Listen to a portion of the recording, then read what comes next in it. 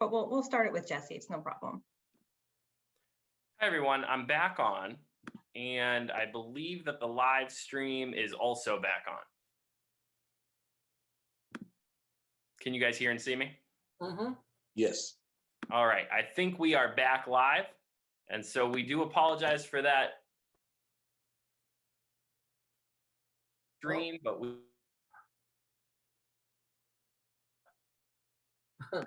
So thank you, everybody that's joining us. We can see we have actually built a good audience already in the live channel on YouTube.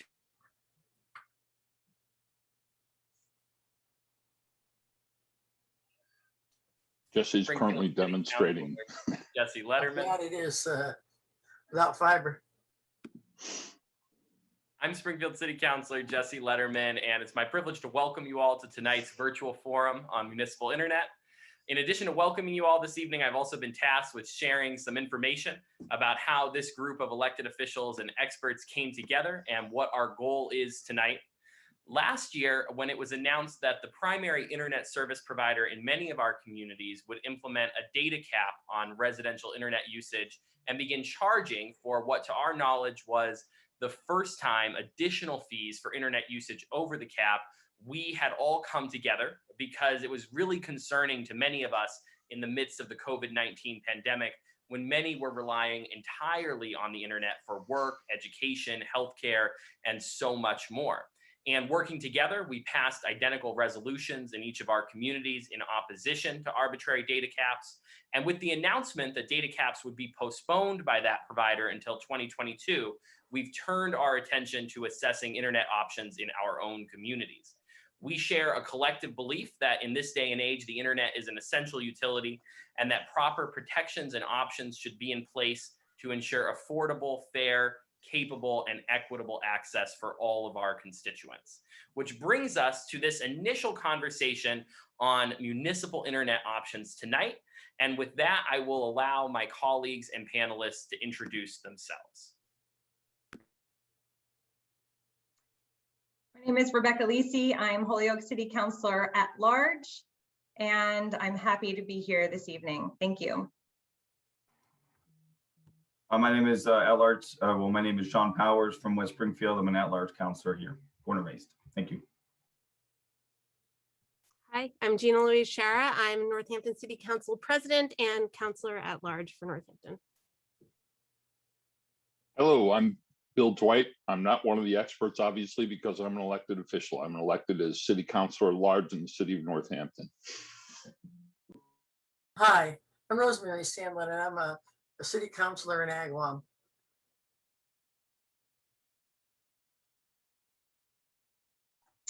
I'm Katrine Ferriter. I'm the Key Accounts Sales Manager at Westfield Gas and Electric, Whip City Fiber. And Sean? Yes, I'm Sean Fitzgerald. I'm the General Manager for South Hadley Electric Light Department and also Fibersonic, which is our new gig speed fiber service.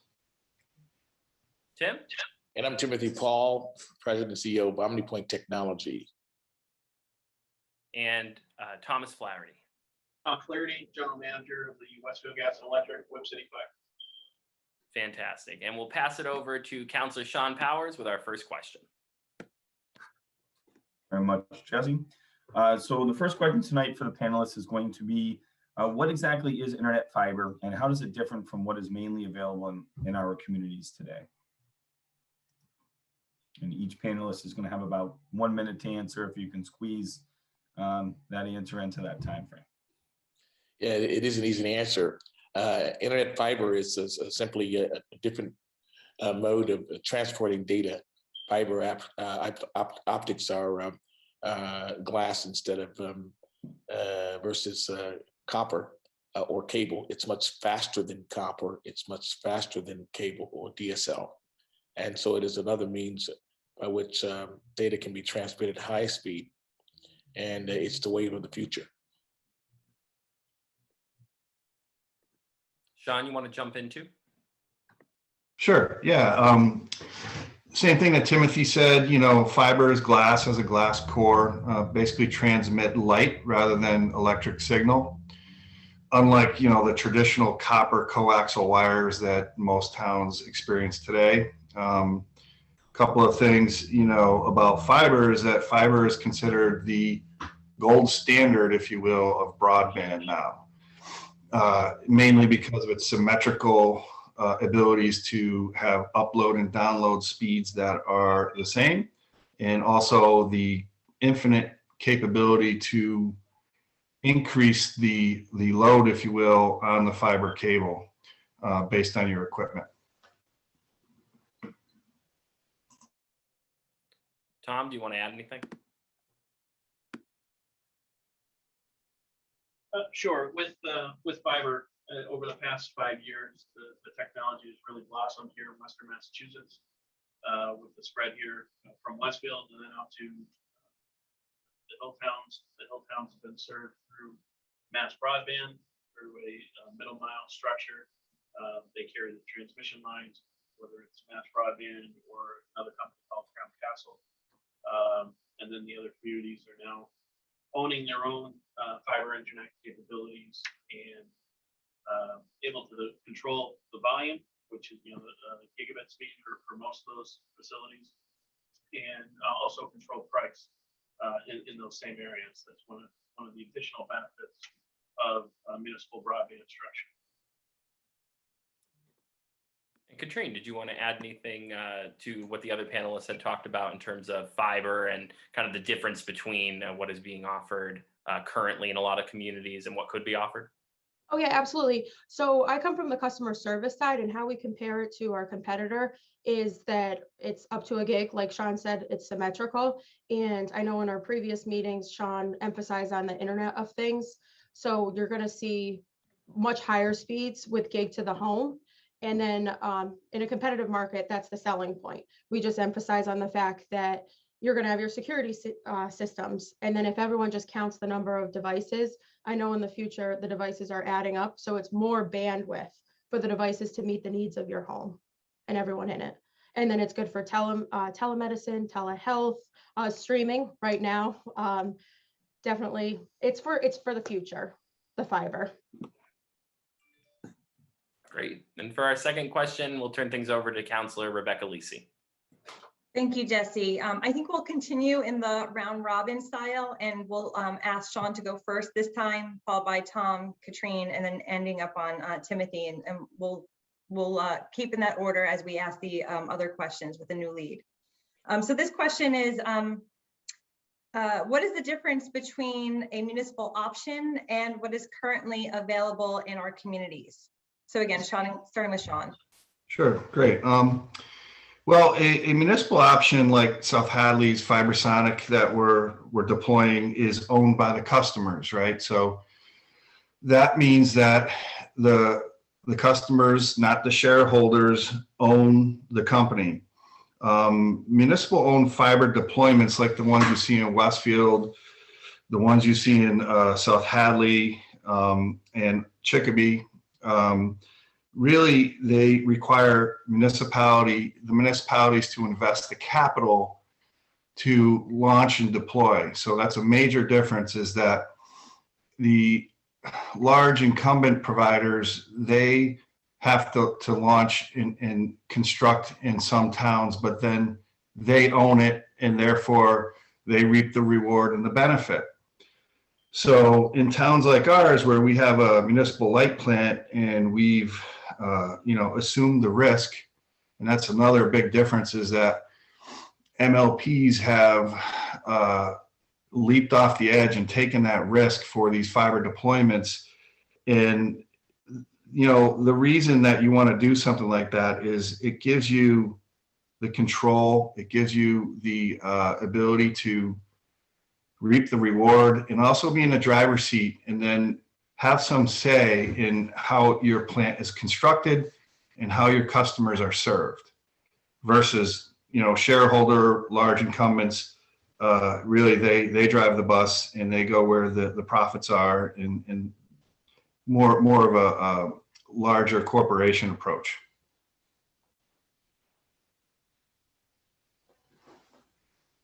So just to expand on municipal light plant. Right here. Can't hear me, Rosemary? Not well. Okay, sorry.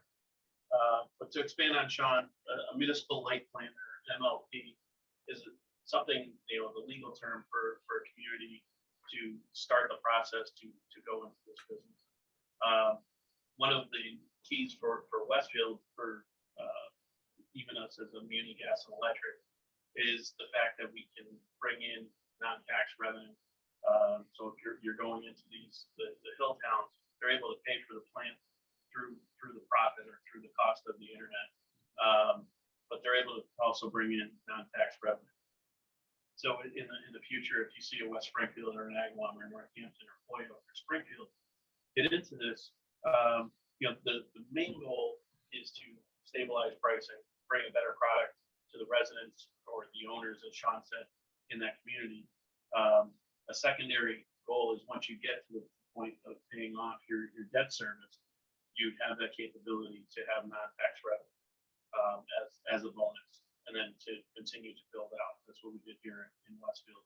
Was we started with a portion of the city, took out a bond for $15 million, built that out with 70% of the city. Now with the revenues that we're generating through that, we're expanding to reach 100% of the city in the next 3 years.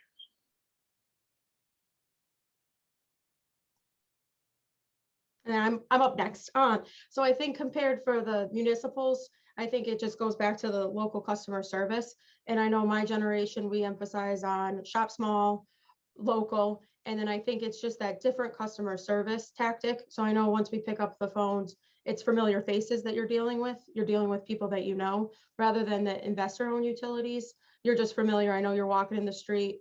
Basically, Sean's a walking billboard for Fibersonic.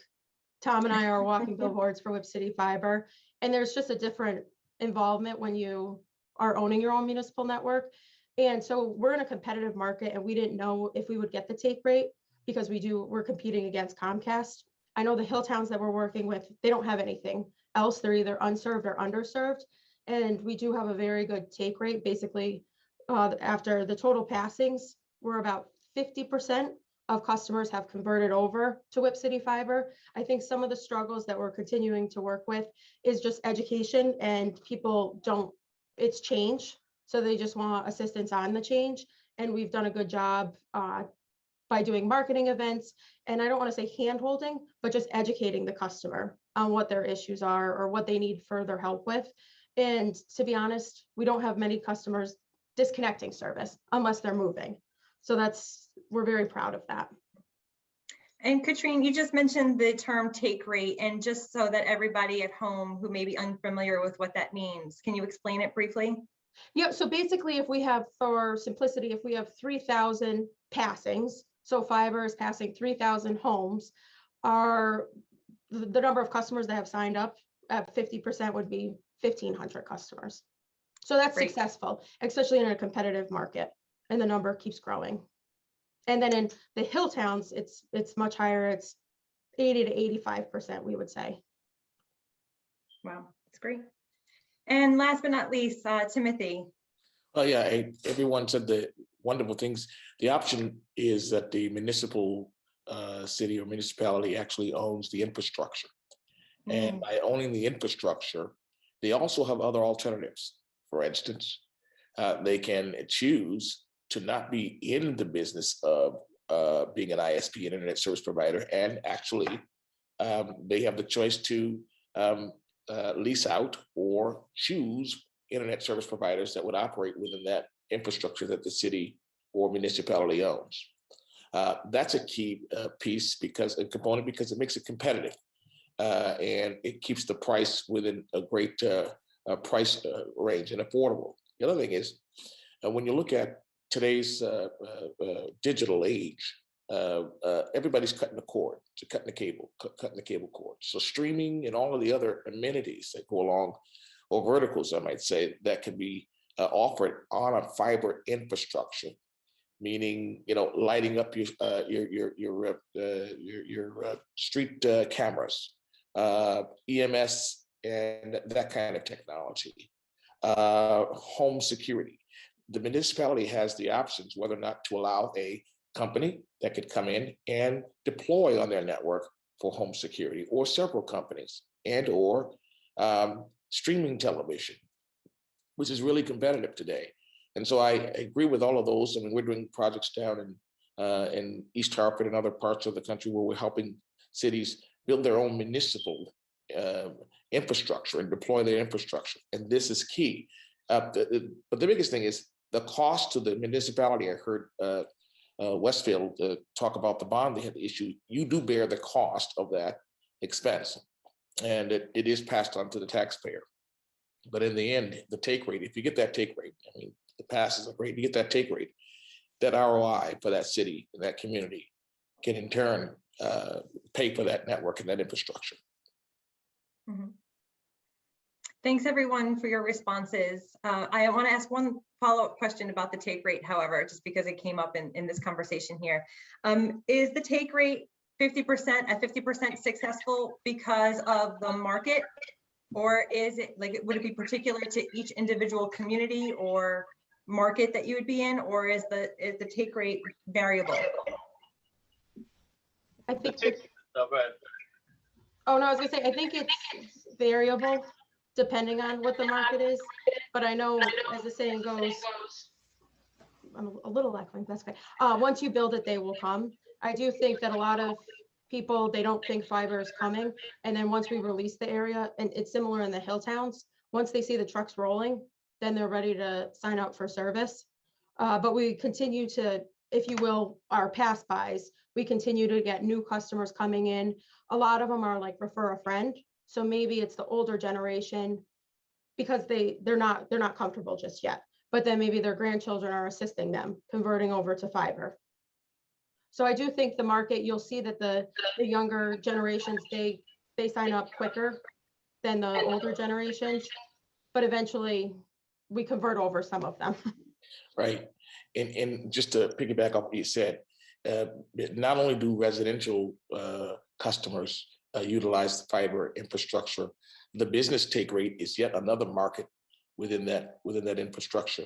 And so you have businesses that really can capitalize. If a municipality has a fiber infrastructure, they can also attract the kind of businesses and stimulate their economy. So it's done. We do market analysis based on age, based on the businesses, and then we can kind of get a take rate as to who's going to be taking that fiber. But as you said, 50% is a great number.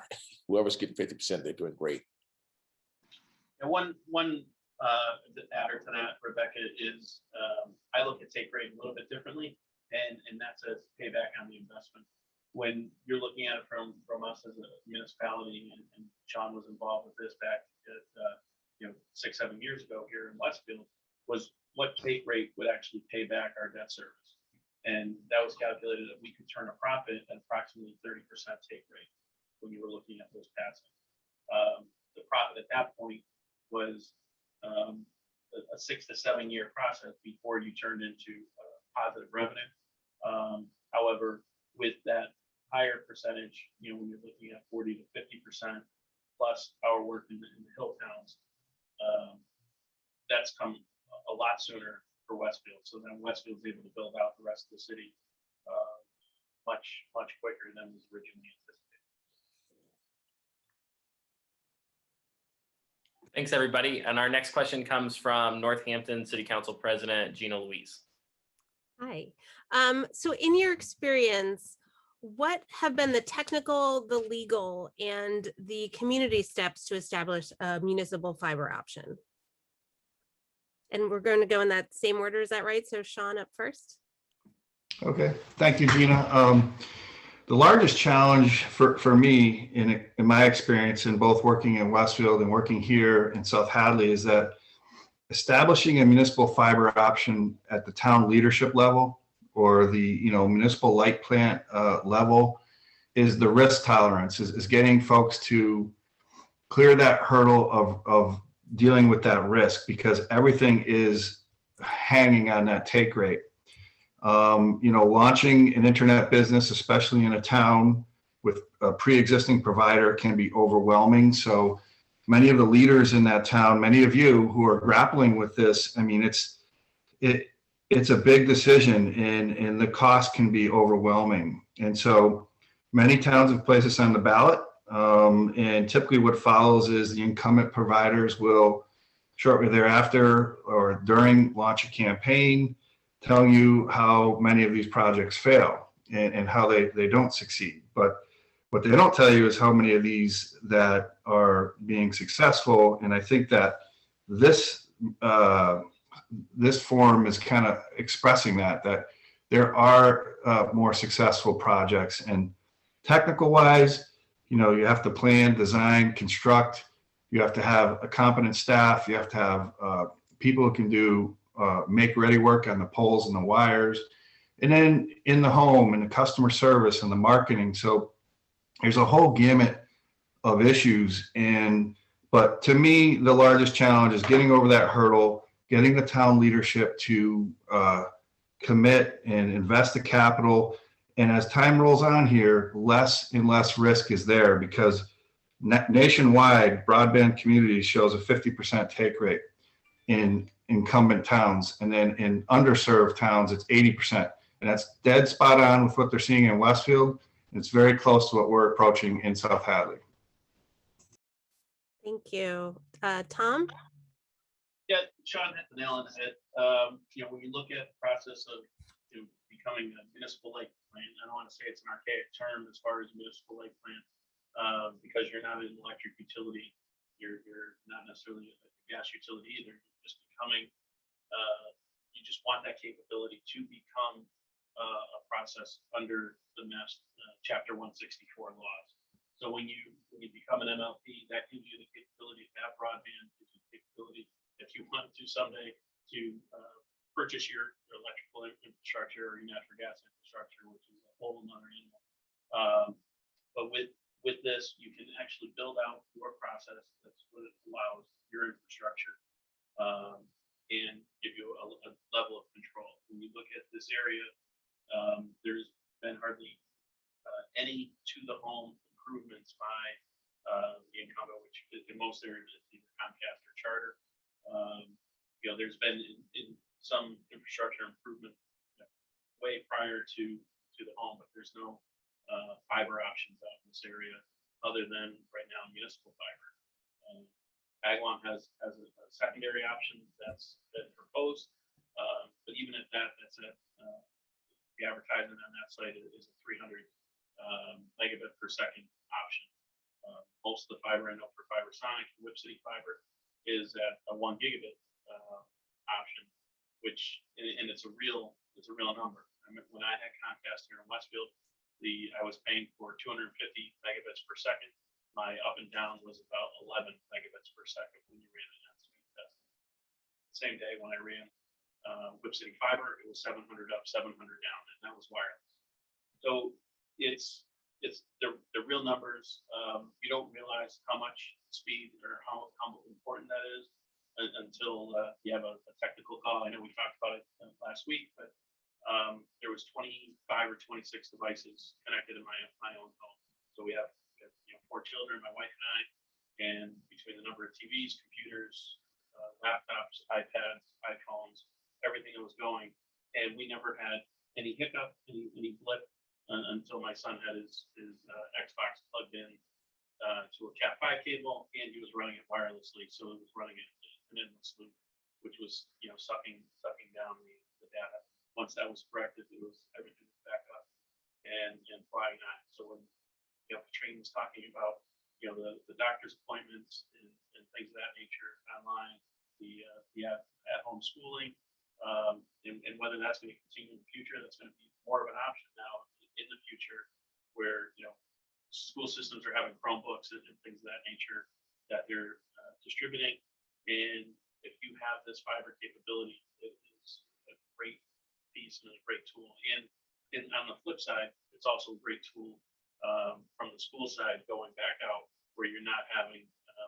John has this little thing where he likes to spin his finger. You don't have that little bubble coming out on the screen, and for those delays. So that being said, the technical hurdles. It's how do you learn to watch TV again? I have an antenna in my house for local television. It comes in crystal clear, better than cable. But I think I have 40 channels, including bilingual channels, Univision, things like that are available for some people that are targeted. You have home shopping network and things like that are now available over the air like that. But if you're able to press the home button and go to Amazon Prime or Netflix or Hulu or things of that nature, there's educational pieces out on YouTube that just show you how to stream from home. Everything is a lot easier. Thank you, Tom. Katrine. Oh, thank you. So going back to what Sean had mentioned on the design and engineering. So my role at Westfield Gas and Electric is I'm the liaison for the Hill Towns. So basically we worked with them start to finish on how to build their own network. Just emphasizing, like Sean mentioned, design and engineering. You do have to register to attach to the poles. I know now I look at poles and they all have a little history to it, but then you have to attach for fiber for the poles, and then you go out to procurement. So you go out to bid for the contractors when it comes to construction and materials, and also the in-home fulfillment of the services when it comes to the installations. But we work hand in hand with the Hill Towns, and they do a walkthrough. So basically, I'll just use a town, for example. They walk at each home, each premise, to make sure they capture each potential dwelling unit. That's the way that we refer to it.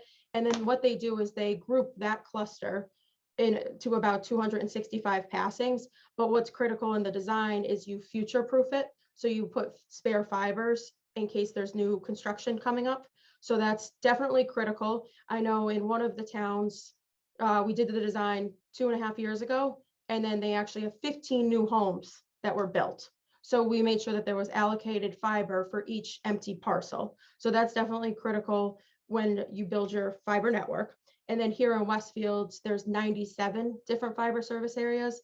And when we released it, like Tom had mentioned, we wanted to make sure we got the revenue, but we did it based on demand and construction costs. So then we deployed groups of fiber service areas at one time, and then we marketed to those folks. But you definitely want to do, it's a critical approach.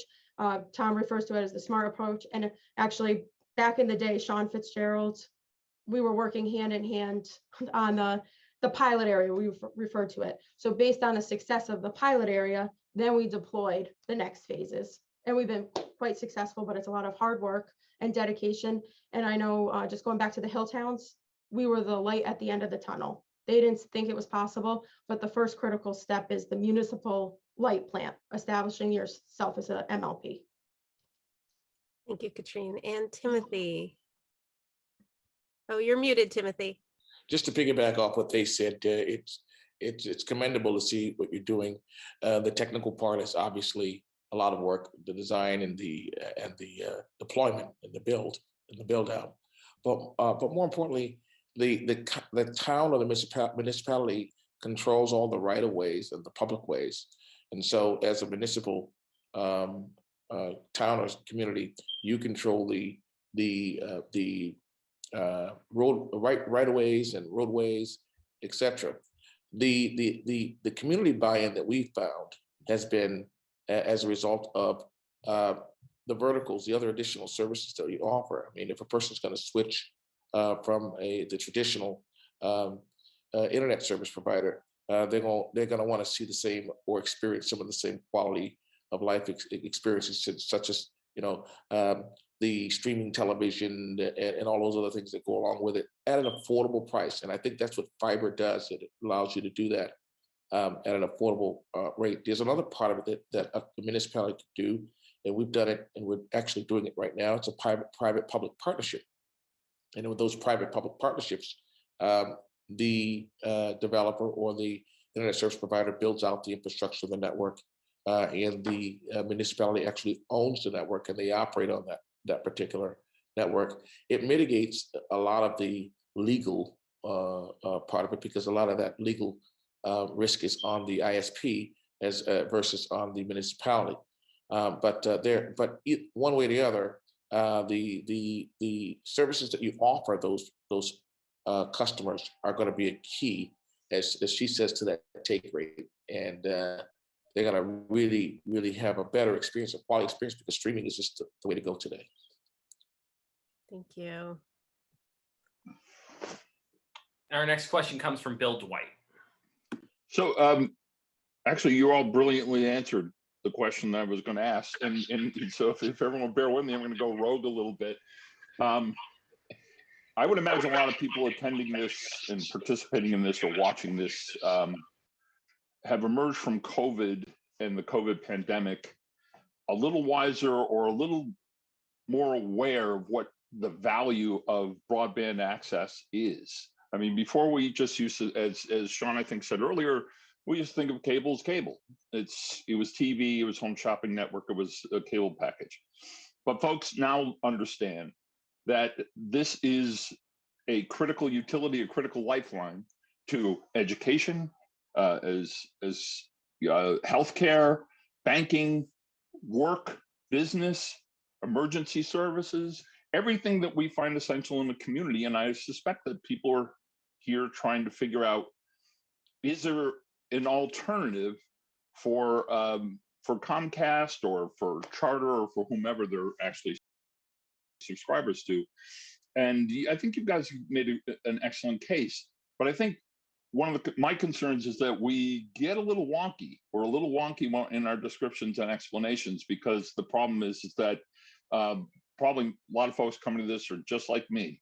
I mean, I get an airplane and I take it on faith that it's going to fly because smart people told me it was going to, and it does fly and it's great. But I have no idea why it does, and I don't care as long as it gets me up and gets me down. I think in the same attitude, that's how we should continue this conversation to make it a little more accessible for folks to understand what it is they need. And you guys have actually done a very good job. Fortunately, my previous conversations with you have prepared me for the ability to understand most of what you're saying. But if you could describe in the simplest of terms the upside of having a municipally managed utility like this, now that we are so reliant on these services that they provide. Okay, I'll go. We'll start with the plane. It's propulsion with lift, and sorry. I'm glad you're laughing, Bill. That's the first step. But no. So once the system's operating and running, I think one of the major things, and Katrina touched on it earlier, is it's local.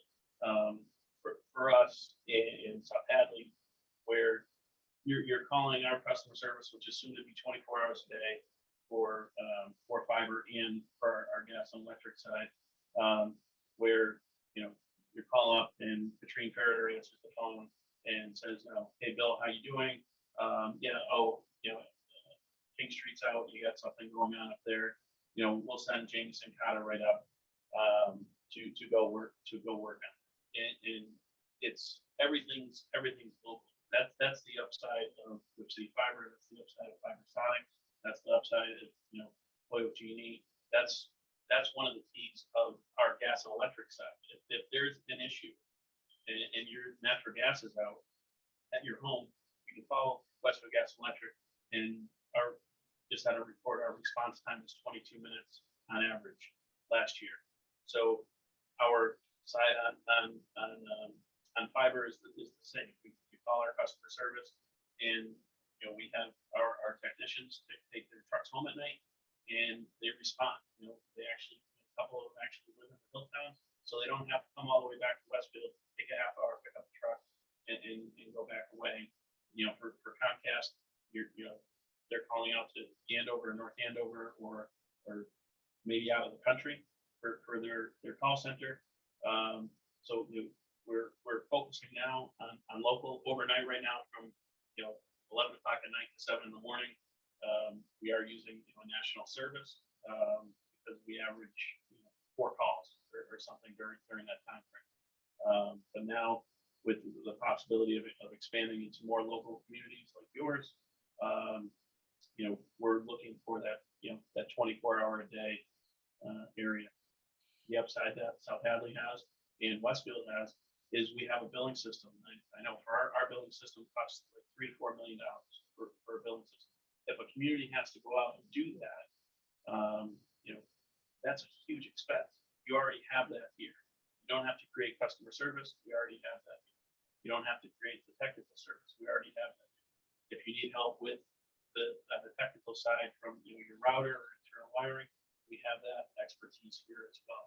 So that's the upside with going local, is all of that customer service and the technical service is all right here in Western Mass. In the case of storm, we're local, so we have storm contracts, we have backup contracts with other contractors who come and help us to assist in the communities that we're serving. So it's not a case where Eversource loses power or National Grid loses power, and you're hoping to be somewhere closer to the top of the list, depending on how often you complain, to get your power back on in time. Here with the municipals, we're here, we get out there, and we're back online so much quicker than the larger companies. The other part of what he said, and I don't know if it's been addressed, but I don't know what you're doing in Westfield, but once that fiber optic is laid and deployed, the advantages for that municipality far exceed just the residential or business customers who utilize the fiber, because it costs just pennies more to lay fiber that can also be leased for other infrastructures. That's another revenue that a city or town can take advantage of, because that fiber can be leased, and it's already an infrastructure that's in place.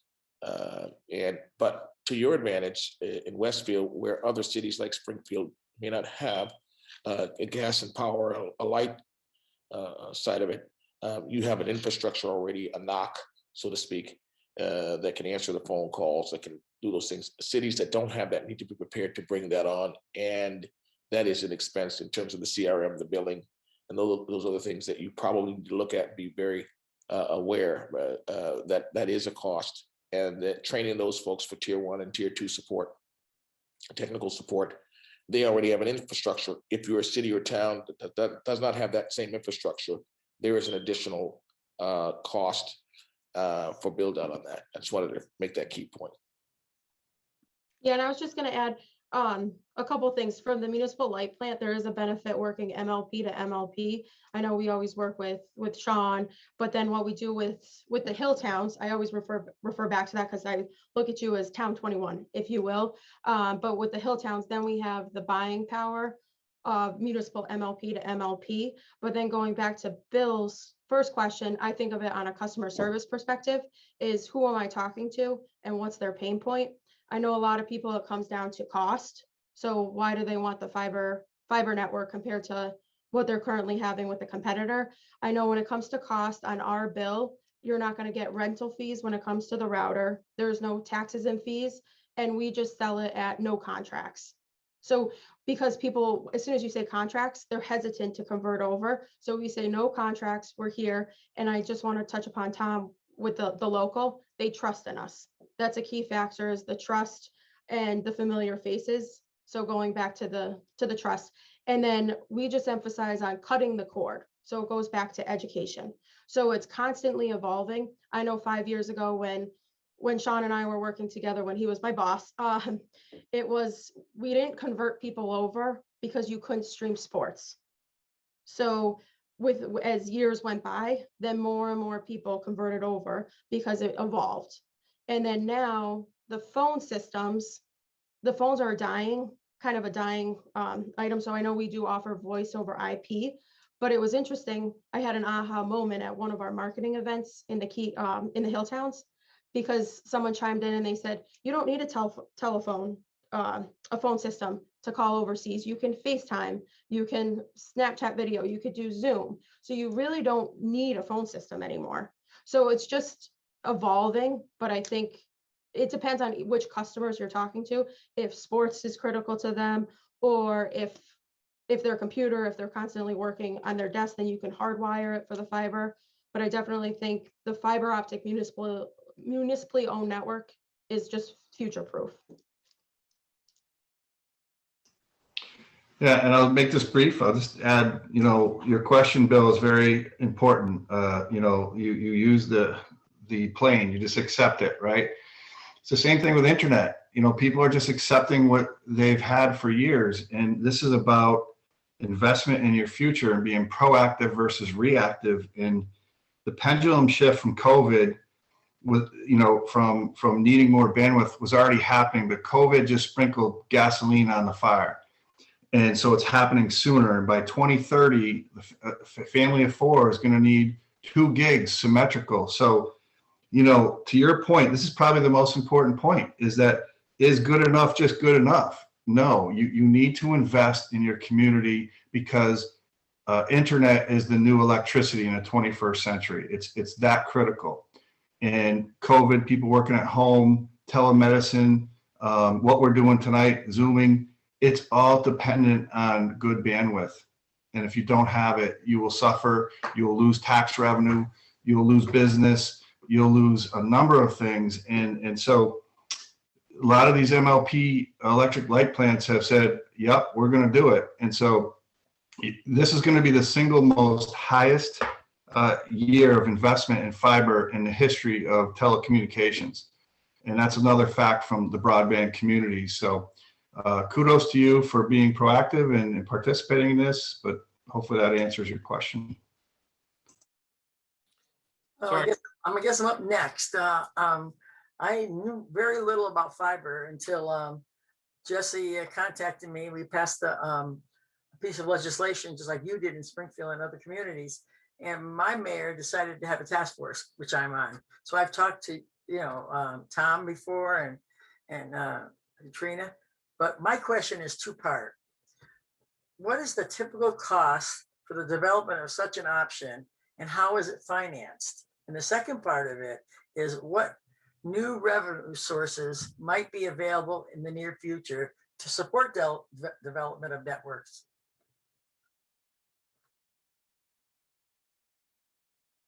One of you jump in. I think it's Katrine's turn to start this one. Oh, geez, the GMs, they're the ones that figure out the dollar amount. I just sell it. No, so I'll talk to it, not for the borrowing perspective, but I'll talk to it on the design and engineering. So basically you put together, this is just layman's terms, not technical at all, but basically the distribution plant mileage. So you want to definitely calculate the plant miles for the distribution network. So that's a calculation.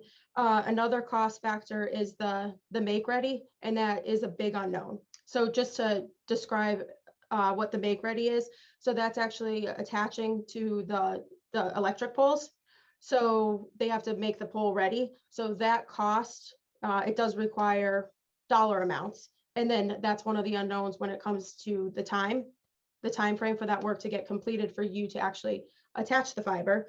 And then the next step is the procurement, and you get those costs based on the design and engineering for the labor plus the materials. So for procurement, you go out to bid, and then the lowest qualified bidder, that will be the cost when it comes to the distribution network. But you also have to include the drops to the home.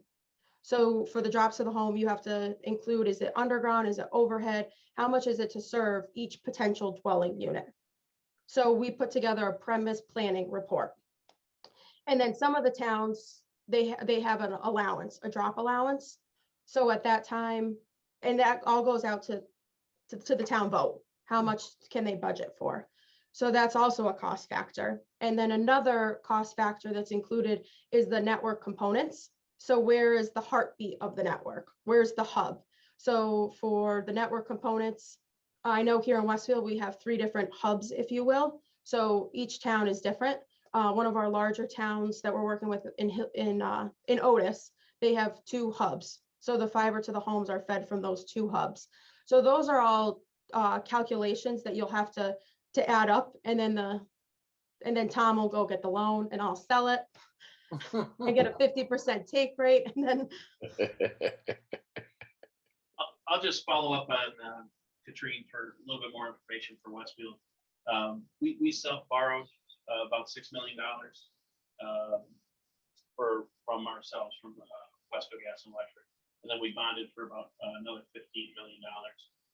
So we're 21 million out of pocket into it now.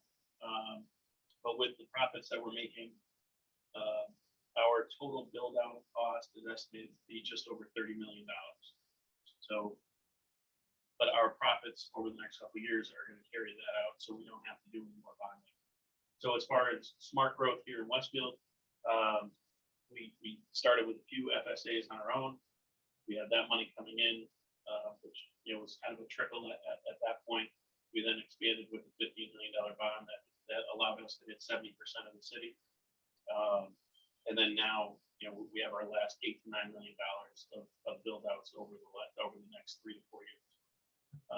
So that gives you kind of an idea. The one caveat to Westfield is, if you look at the expanse of Westfield, it's a big little city.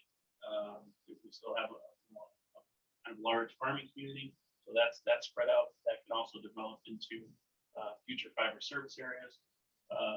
When you look at Agawam, for example, Rosemary, the reason why you have another company that wants to go in there, Elko, you have 80% of your city that's overhead served. So that means the wires are above ground. We haven't had a ton of development in the past few years, which would have all been underground. But they're willing to make their investment in the only the overhead section of town. They don't want to do the underground construction, which costs a little bit more. So that's one of the negatives of that. The other side is they're also just bringing in. It's just going to be another company that's similar to the Comcast that you don't have control over the data limits.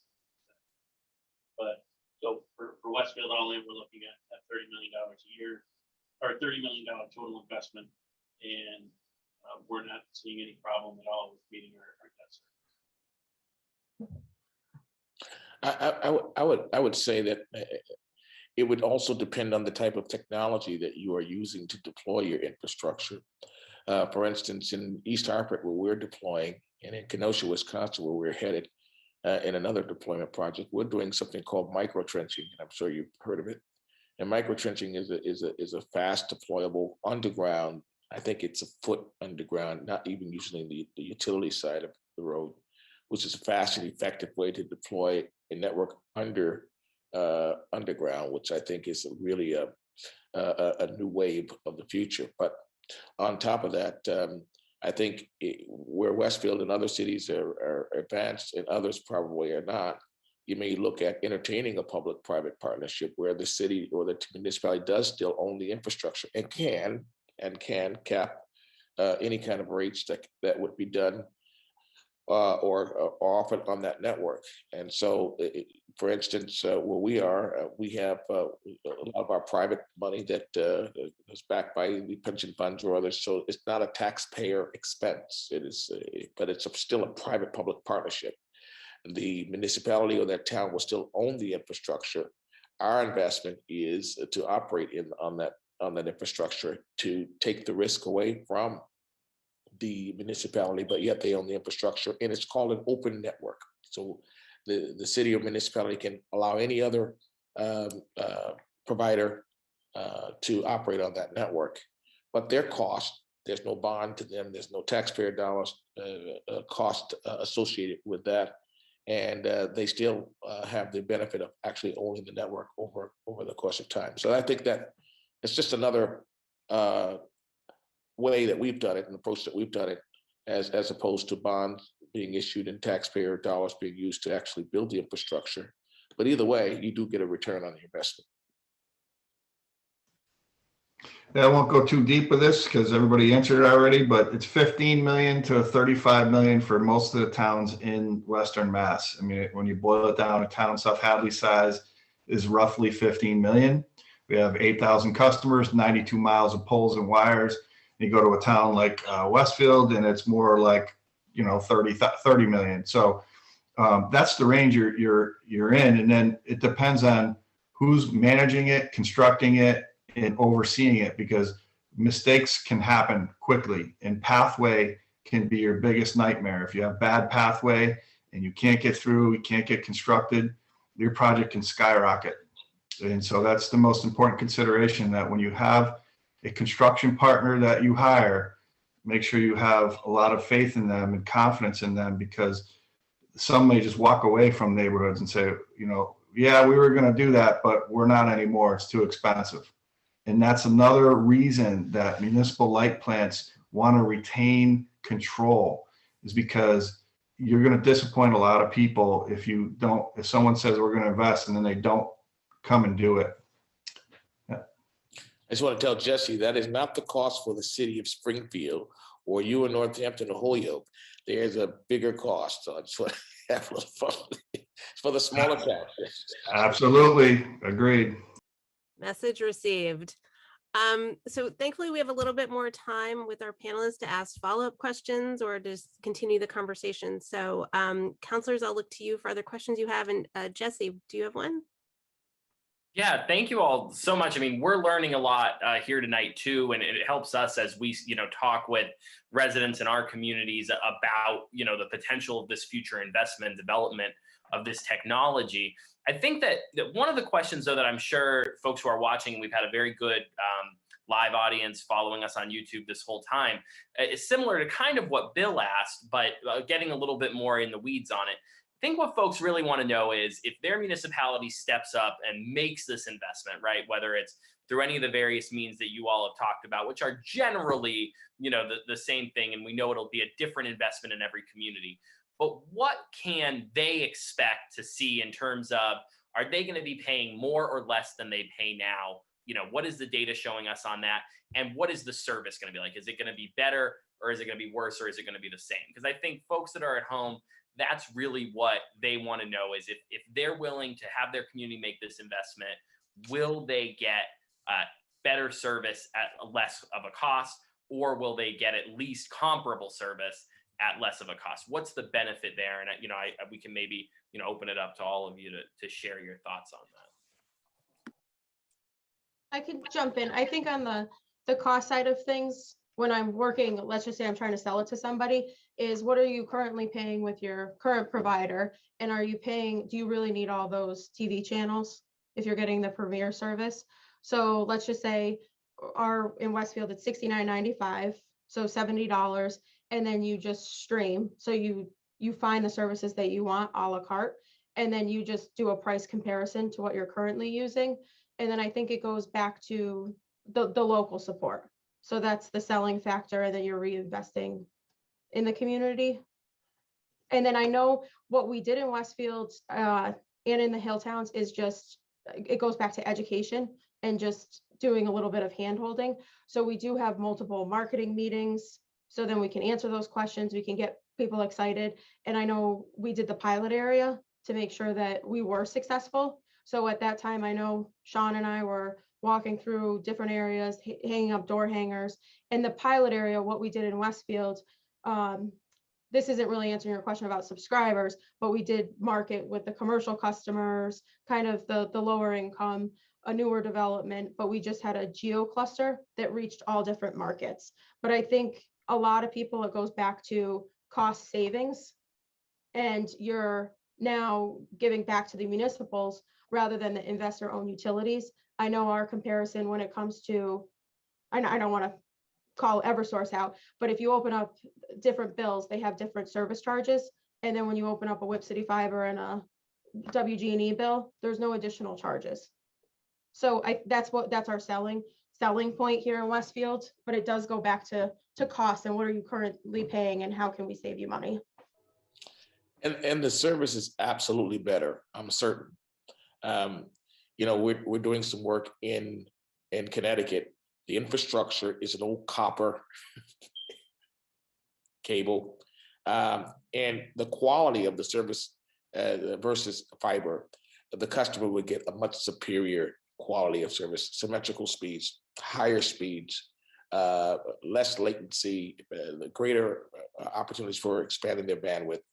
I mean, it's not even comparable to some of the old copper that is still antiquated in the ground. So to answer that question, Jesse, the service is much superior. It's quality.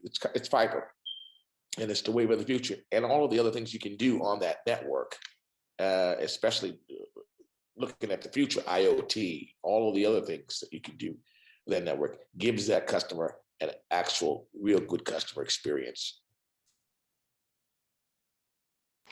Yeah, and I'll just say this, that it depends on who's operating your internet service provider, right? Because if they want a higher return on their investment, they're going to charge more. If they want a lower return on investment, they're going to charge less. And when we set the price for these things, and I remember setting the price for Westfield and setting the price for fiber in South Hadley, it's the 4 Ps. It's price, promotion, placement, product, right? So you have to figure out what your 4 Ps are. You have to understand how to price it. You have to understand your competition. You have to understand how you're going to impact take rate.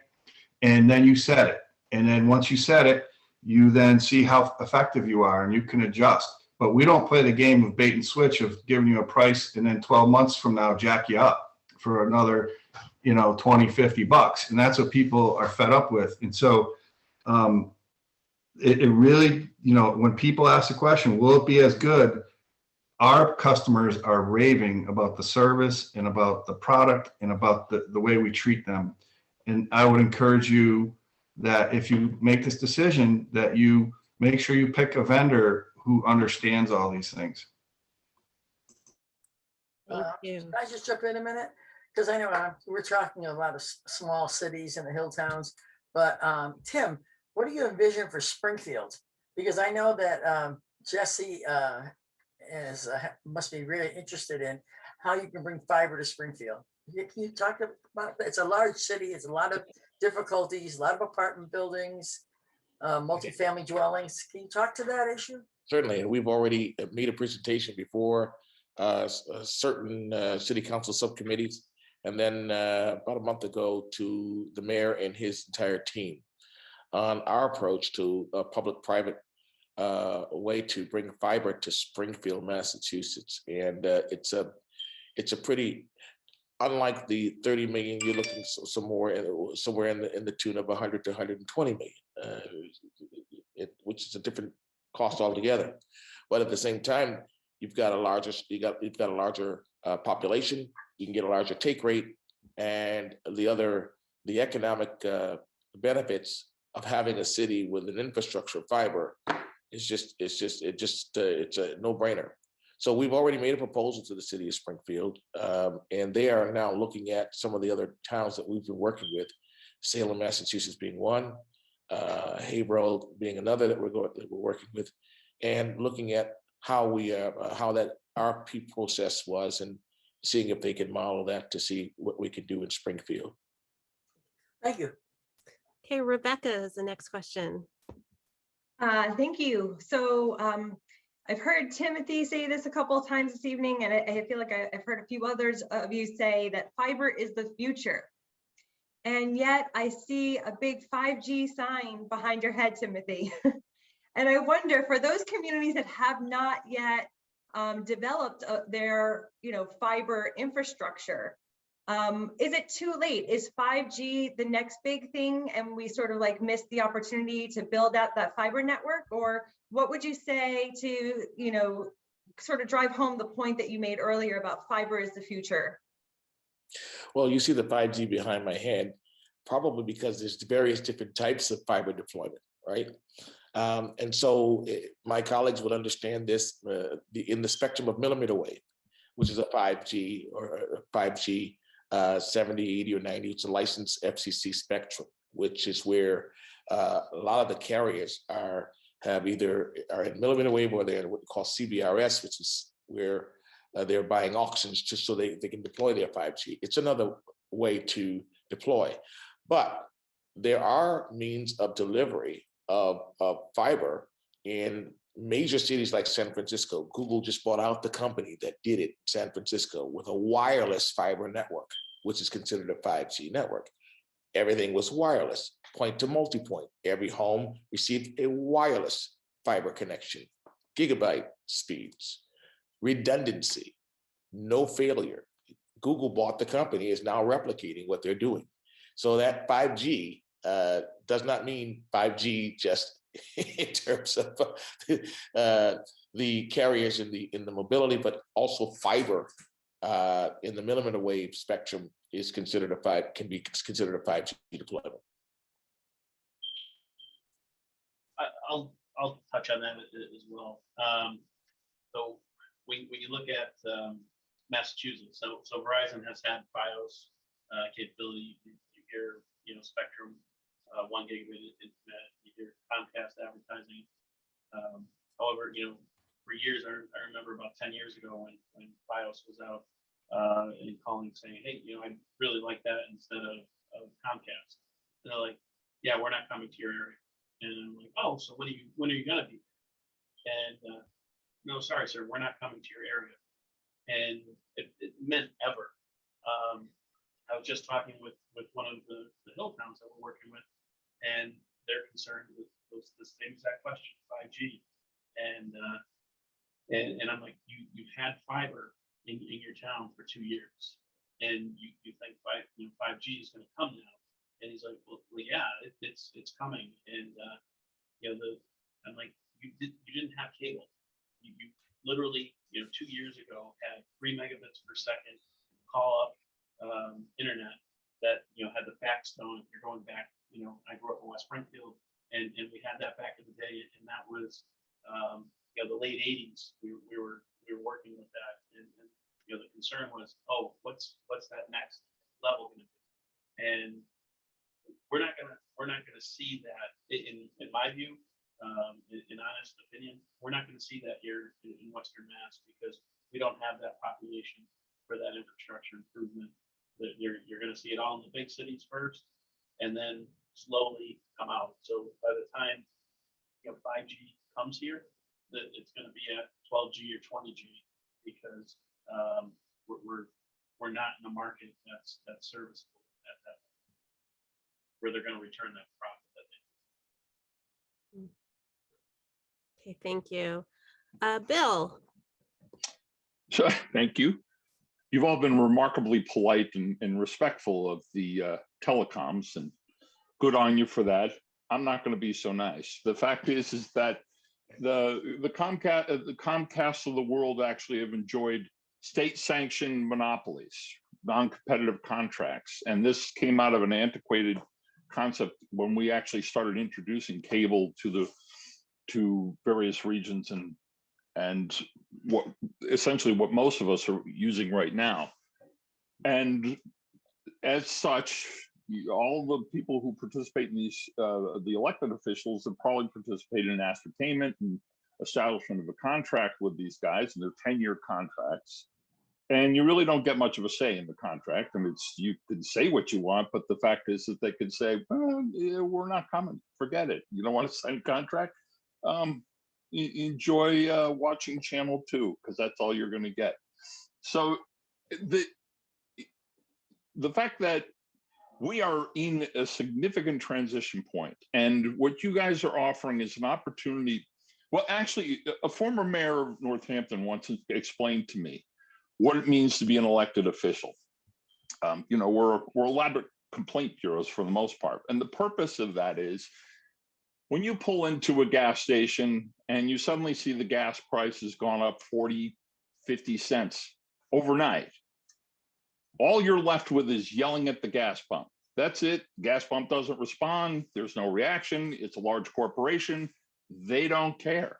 There's no responsiveness. With municipal connections, with municipal employees and civil servants, and using local contractors, they are responsive. That is one of the major selling points, is that actually, as Timothy said, your experience will be much enhanced. And in fact, actually now, if we continue on the roads that we have now, the infrastructure that we have now, with the same contracts that we have now, with the telecoms that we have right now, we will be left behind. We'll be the equivalent of having those little AOL discs that you used to get in newspapers and magazines, where everyone else is going to be able to pitch to any business, any healthcare provider, any educator, a community that has a robust, vibrant broadband system that allows people to basically use the tools that we already have.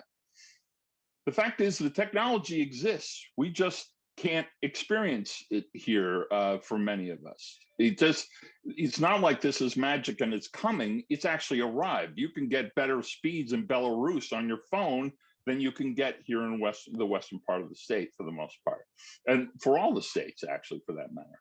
So I'm sorry, there's my rant. My question actually is, you know, what, for me, this is an issue of social equity. It's mutual access to communities that are denied and deprived through the digital divide.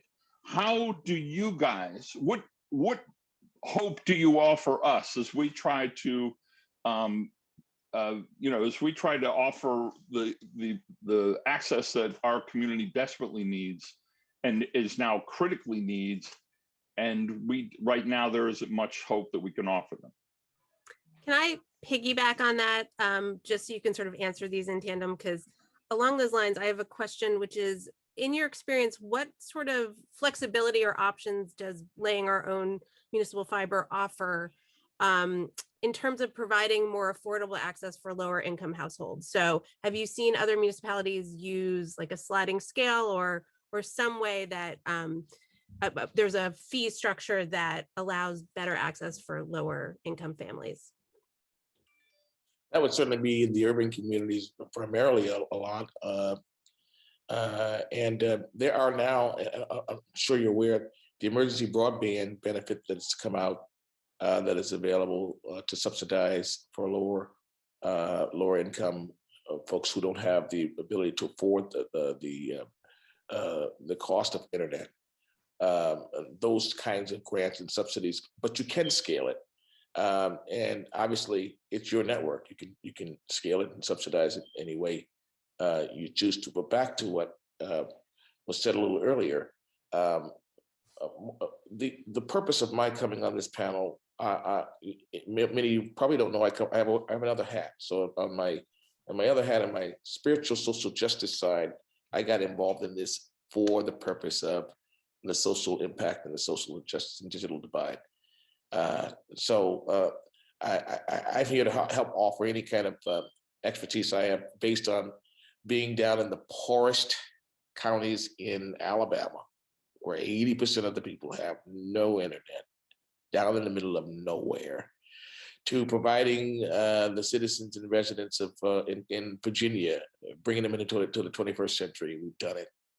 And we've done it not just with fiber, we've done it with fixed wireless and any kind of internet that we could bring to those folks so that that mother does not have to drive 40 minutes to a Panera Bread for her child to do homework.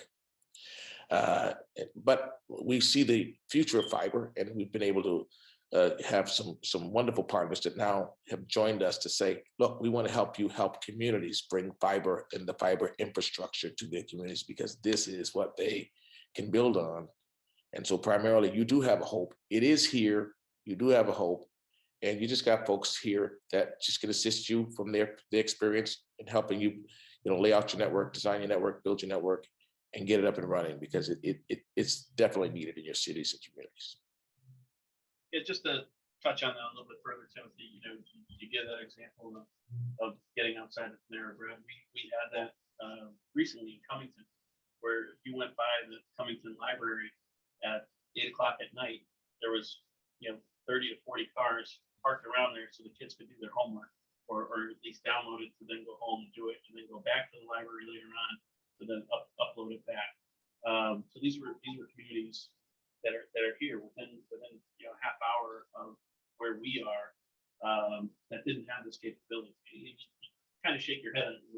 We've been spoiled with Comcast and Charter, with their $10 to $15 annual increases just because they can, and things of that nature. And when you look at whether it's the socioeconomic side or anything like that, it then comes back to what Katrina was saying earlier, and Timothy says, is the education.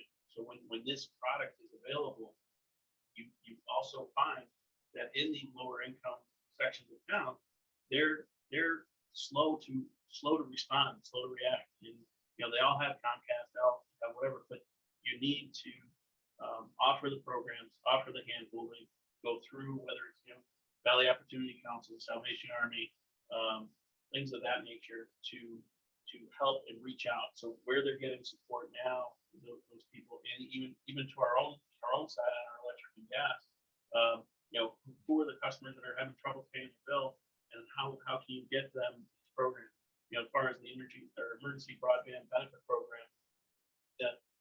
one piece that Timothy left out is that's a great program. You $50 a month per customer. The one piece that's missing there is it's up to the provider. So in this case, Whip City Fiber has to opt into that program and agree to allow that benefit to their customers. So that shouldn't be an option. It should be automatic. Here's this program. We had Kimberly Longy. I recommend any of you to reach out to her in Plainfield. She's basically the chair of their municipal light plant, and she was a driving force, because at first we're looking into it and saying, oh, well, that's a headache. We have to add this. We have to change this to our system. And I'm like, no, it's not a headache, because these customers are going to get $50. And for Plainfield, a town that has 400 buildings, so when you're looking at it as a premise or a point of interconnect in those cities, in those towns, there's only 400. But it was beneficial there for about 32 people, but she was adamant that had to work for those 32 people. And that benefit was there. And we did that for Plainfield. We're doing that for Westfield. We're doing it for the other 18 or 19 communities that we're serving. And if it helps one person there, it's well worth it. The other flip side of that selling point is you're guaranteed to get $50 for that, where you might not have been collecting that money before. So when you look at it from the business standpoint, it's there as a benefit, but the huge benefit is helping that. And I was just going to add to what Tom said, and Tim, is internet, it's no longer a luxury, it's a necessity. And I know, going back to Kimberly Longy in Plainfield, so she's an advocate, and like Tom mentioned, she said she would talk to any of you, but her full-time job is advocating for the lower income folks. So we are enrolled as well as through Free Press, but we also offer the Lifeline. So that's a credit towards your ISP, your internet service provider bill, and it's $9.25. It's not a large amount, but it does offer something. And then we do have a verification process. So the subscribers upload any of the documentations that is required. And then circling back on what Bill said, and I'm surprised none of us mentioned it, but I know with Sean and Whip City Fiber, and there's no data caps. So that's also one of our selling points, is there's no data caps. I don't know why we never usually attack the provider, so we didn't even think of it. We just talk about the benefit of local. So that's definitely a selling point.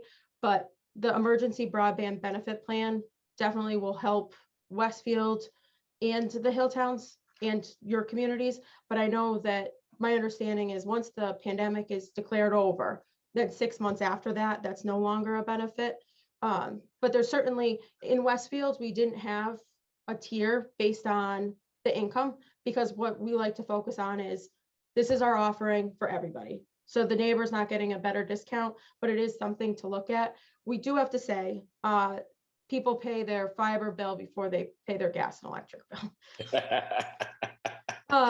But we understand that there's differing offerings. So right now the Lifeline is definitely a solution, but Kimberly Longy for Free Press, if you look up Free Press, you'll see that she lobbies in Washington, DC, and just advocating not only for Plainfield, but across Western Mass. Just to add to your point, the FCC commissioner last week on a call with our minority partners indicated that they're looking at making sure that this benefit continues after the pandemic. They're going to find a way to try to continue subsidizing. So that might be something that you all can keep in mind. It's definitely going to be something that they're working on. The FCC commissioner, she's the only first female commissioner. She was just so wonderful to talk to. And she indicated that this is something that's her heart, especially the other part of the educational part of it. NTIA and all those other organizations that have been working to enhance the broadband quality for folks, for education, the homework, etc. So there are all other benefits that your towns and communities can get through what's already being drafted, so to speak, on the federal level, which will come down to the local towns and communities. I didn't mean to just jump back in there, but I wanted to tell you that. Great. Do we have other questions? Meeting. Oh, you're in a meeting? Yeah. Can I call you Oh, back? okay. Yeah, just call me back.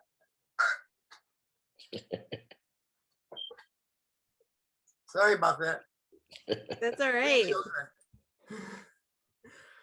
Children. If there are no other questions or any other comments from our great panelists, we could start to wrap up. Okay. So moving to closing, trying to, panelists, do you have closing remarks or final thoughts for us? Sean, would you like to go first? Sure. Thank you, Gina. Yeah, I'd just like to say thank you to all of you and Rebecca for inviting me to join. I think this is a great event, and I think that I'm proud to work for a utility in a town that's taken the leap. And just let all of you know that 8 years ago, when we started this, when I was working for Westfield and Whip City Fiber, people thought we were crazy. You know, they're like, you'll never succeed. And, you know, look at where they're at now. And the same thing happened when we launched Fibersonic. You know, I actually still had people saying that to me. And the nation, the broadband communities have proven that, blown that out of the water across the nation. Even in incumbent communities, fiber is seeing a 50% or greater take rate. And it's just going to continue to climb. So all of you, you know, just be fortified in that fact that the broadband nationwide is just getting healthier and healthier, and don't be as concerned, because this is all about the risk and the risk tolerance. But thank you. Thank you, Sean. Sean Fitzgerald from Fibersonic, South Hadley Light and Power, and Timothy Paul from OmniPoint Technologies. Final thoughts? Just thank you all for Holyoke, West Agawam, and those cities that don't have it, Northampton, Springfield. Keep your momentum. As he said, this is something that you can take advantage of and seize this moment to bring this quality experience and affordable internet to your residents in the business community that you serve. But thanks for allowing me to come on and enjoy myself. Thank you. Thank you for joining us. Katrine Ferriter from Westfield Gas and Electric, Whip City Fiber. Thank you, Gina. Thanks for inviting us on this panel. I know starting off with Sean in the pilot area, people didn't know if we could succeed, and then working with the Hill Towns, it's just such an accomplishment, the MLP to the MLP from start to finish. So we're always here to help and then get through the hurdles.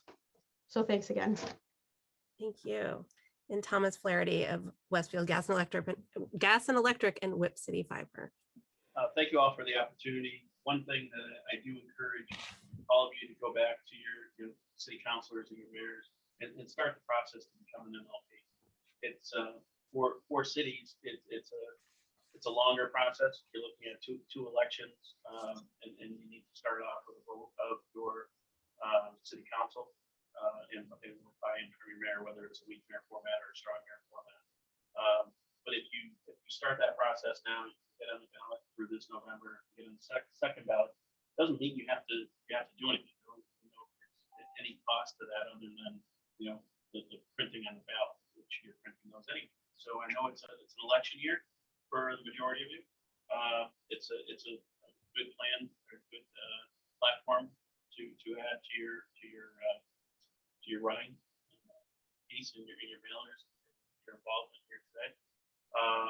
But yes, go forward, become an MLP, and then you can start that process. I know in our working with a couple local communities, that's the process they're going to take, but then also at the same time get into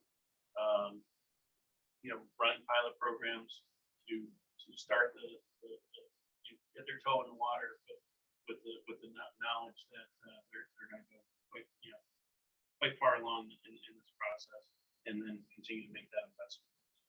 It's a hard sell when you just look at the bottom line number as far as the bond, but when you look at the point of a 30% take rate will turn a profit in just a couple short years, and as you build or do a smart build, similar to what Westfield did, where we were successful, is you can start having income come in to help pay off as you go. I encourage that. Thank you. Thank you. Rosemary, do you have some final thoughts?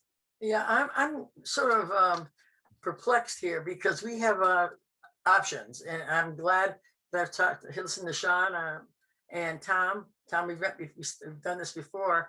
Everyone's looking at several different options. I'm glad that we have those options, but we really have to do something immediately. And that's the word that my task force is sending to our mayor, that we need to act, and we need to act now, whether it's with Whip City, whether it's with another company, but we do need to make a decision and go with it and run with it. But thank you for inviting me, Jesse and Rebecca. Nice to meet you, and Gina and Bill. Nice being with you, and Caitlin. Thank you. Bill. Well, I already did my rant, so I'll spare you that, and I appreciate your patience on that.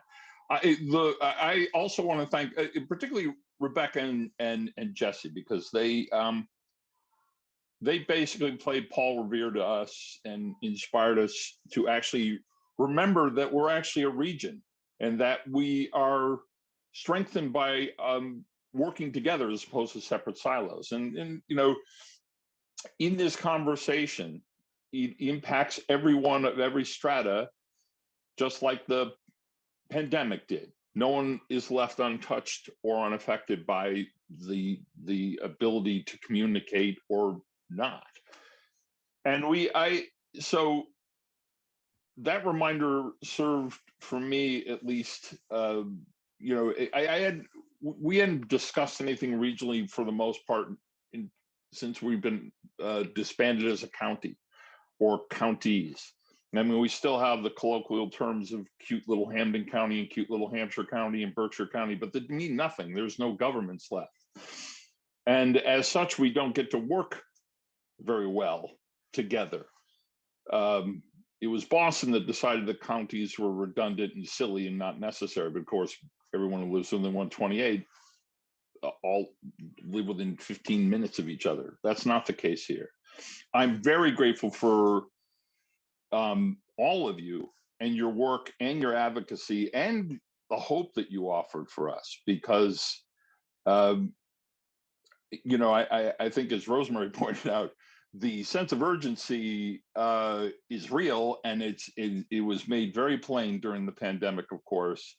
You know, back in the day, 10, 15 years ago, when I was thinking about municipally managed broadband, I was thinking, well, okay, better cable options, and we can download pictures better, or so on and so forth. Now, it is something so much more. And particularly, as Timothy said, the social justice issue, there is if we don't seize this opportunity, the disparities that exist now will only be exaggerated and compounded. And there will be people who will, I mean, it's not, it informs wealth, it informs health, it informs education. It's every dimension of the lives that we're supposed to share as a community. So thank you. Rebecca and Jesse, you work on the side of angels. Thank you. And all of you guys, I'm so grateful for you, the opportunity to spend the time here. And then speak in this Brady Bunch format that didn't exist a year ago for most of us. So thanks again. I want to thank our panelists. I really appreciate you taking the time to help walk us through this topic and for sharing your excellent experience with us. I'm very grateful for that. You know, it's just really important that we explore our options and identify the best means for providing equal, attainable access for our residents, for our students, and the businesses that we serve in our communities. And I want to join Bill in a very special thank you to Rebecca and Jesse and to all the other counselors. Bill said this very eloquently, but I will add that this collaborative cross-community engagement has been really lovely. And I think there is real power in working together for the mutual benefit of Western Mass. So I thank you so much for the work that you've put into this and for including me. This has been really great. Jesse? Well, thank you so much to all of the panelists and to the counselors for coming together. You know, I think that when we all sort of first began to talk about the challenges that we were seeing in our communities with internet access and with the data cap issue in the last year, it really caught on very quickly. You know, when we first started, it was Holyoke and West Springfield and Springfield talking. And then very quickly, Northampton came into the conversation, Agawam came into the conversation. We've been connected with the great panel of experts that are here tonight. And I think that, you know, what we know needs to happen is we need to continue these conversations, and we need to go deeper in these conversations and bring more people into them. We need to bring our colleagues into them. We need to bring our constituents into them. We need to be having these conversations in our own communities, and not forgetting that regional collaboration that I think we really need more of in the Valley and in Western Massachusetts. I think this can be a point for us to jump off. But I think especially for the city of Springfield and for cities like Springfield, we've heard a lot tonight that fiber is the future, right? And we also know that doing anything of this scale in these larger communities like ours is going to take a larger investment. It's going to take more time and more energy, but we cannot afford not to make that investment. We cannot afford, and it is not just for the city of Springfield or cities like Springfield to be left behind as internet continues to advance. We cannot allow that to happen. And I know that if we think big and work together, that we can accomplish those things, because at the end of the day, the people of Springfield, the people of the region, and people everywhere are tired of being nickel and dimed for an essential utility. And I think that's what we are seeing come forward now today. So I'm grateful to have been a part of this event tonight, and I'm looking forward to what we can do in the future. And to close it out, I'm glad to hand it over to our colleague and somebody who has taught me a lot as we've worked through this process, and who I know is so passionate about it, Councilor Rebecca Lisi. Thanks everyone for your comments, and thanks to all the panelists for being here this evening and taking time. My closing remarks were going to be very similar to where this conversation is winding up. So I think I'll riff a little bit and just say that I think the data cap issue caught on so quickly because at home during the pandemic, families became very aware of how much of their daily lives demanded that access to the internet. And it really is becoming a utility and essential service as opposed to a luxury, which is what it was thought of perhaps even 5 or 10 years ago. So I think that we are seeing that families really want to know that they can access that utility with dependability and with the speed that fiber offers. I think that through this conversation tonight, we're doing our best to sort of lay out a foundation for sort of, public education on what is fiber internet and why it's important to our everyday lives. And what we're learning is that it gives us, as ratepayers or users, much more autonomy, much more control, much more responsiveness, and also that friendly, familiar customer service when we are able to own that utility and own that service. And also guards against those predatory fees and pay structures that the large corporate conglomerates can come in and attach to our users. So I think this evening we were able to learn from some of the successes that are out there that municipal light and power companies are having, and those private companies that are working alongside municipalities to help them through their deployments. And I think that what we're also hearing is that not all communities are the same. Not all communities are going to face the same challenges and opportunities. And so that I hope in the near future, we'll be able to have a few more conversations that dig down more deeply into perhaps what are the unique challenges and opportunities that urban communities face? What are the unique challenges and opportunities that those communities without an existing municipal light and power company are going to face? So the conversation on fiber, I think, will continue. And as many of the counselors alluded to this evening, regionalization is really coming forward through this conversation as a way that our individual communities, they often lose when they're pitted against those large corporate conglomerates. And when we can leverage the power and voices of our communities alongside of one another, that's how we could start to make some real changes and leverage our position vis-a-vis the big giants out there. So I hope that in addition to continuing this conversation on fiber, we get to move this conversation about regional cooperation and regional coordination to a set of more broad and more diverse issues. So again, I thank you for your time. I thank you for your participation, and I look forward to working with each and every one of you into the future. Thank you.